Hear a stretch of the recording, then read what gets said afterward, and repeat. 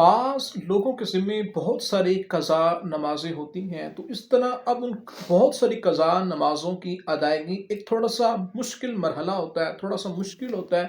تو ان کی آسانی کے لیے شریعت نے کچھ تخفیف دی ہے، وہ تخفیف میں آپ کو بیان کر دیتا ہوں۔ سب سے پہلے تو یہ ہے کہ ہم نے کس کس نماز کی قضا کرنی ہے۔ تو اس میں آپ نے یہ اصول رکھنا ہے کہ آپ نے نوافل اور سنتوں کی قضا نہیں کرنی، صرف اور صرف فرضوں کی قضا کرنی، یعنی فجر کے 2 فرض، ظہر کے 4 فرض، عصر کے 4 فرض، مغرب کے 3 فرض اور عشاء کے اندر 4 فرضوں کے ساتھ ساتھ 3 وتر کی آپ نے قضا کرنی ہے، بقیہ کسی بھی نماز کی قضا نہیں کرنی۔ اب یہ جو آپ نے قضا نمازیں کرنی ہے، ان کی نیت کا طریقہ ہم اپنی ایک الگ ویڈیو میں بتا چکے ہیں، وہ آپ دیکھ سکتے ہیں۔ اب نیت کرنے کے بعد مرحلہ یہ آتا ہے کہ اس میں تخفیف کس قسم کی ہے۔ تو 4 قسم کی تخفیف ان نمازوں کو ادا کرنے کے اندر شریعت مطہرہ نے ہمیں عطا کی ہے۔ تو سب سے پہلی تخفیف تو یہ ہے کہ بندہ رکوع اور سجدے میں جب جائے گا تو 3 بار سبحان ربی العظیم یا سبحان ربی الاعلیٰ کہنے کے بجائے صرف ایک بار پڑھ لے۔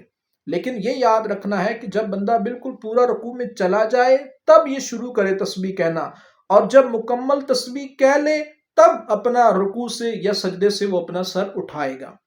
اور یہ پہلی تخفیف کے 3 بار کی جگہ ایک بار پڑھ لے۔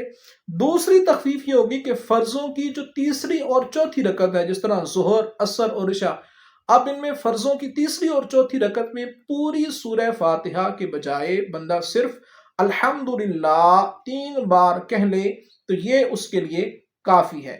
اچھا، اب 2 تخفیفیں ہو گئی۔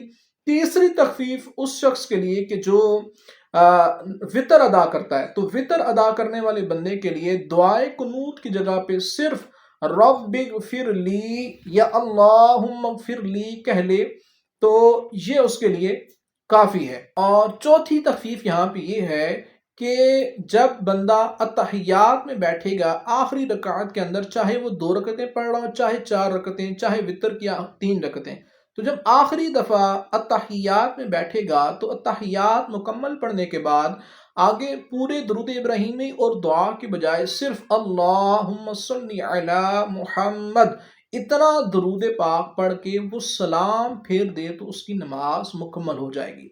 تو شریعت مطہرہ نے ہماری آسانی کے لیے ہمیں یہ 4 قسم کی تخفیف عطا کی ہے۔